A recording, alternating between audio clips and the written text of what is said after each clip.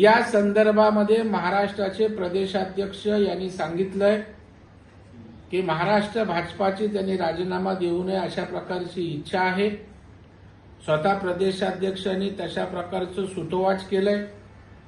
Core team असेल, महाराष्ट्र कार्यकारिणी असेल, मुंबई कार्यकारिणी असेल, या सर्वांना महाराष्ट्राचं नेतृत्व सरकारमध्ये राहूनच देवेंद्रजींनी करावं। त्याचबरोबर पक्ष संघटनाही सरकारमध्ये राहून चालवता येईल अशा प्रकारचा पक्षाचा त्या ठिकाणी मानस आहे महाराष्ट्राच्या। तथापि देवेंद्रजी एक मुरब्बी, अभ्यासू अशा प्रकारचे नेते आहेत।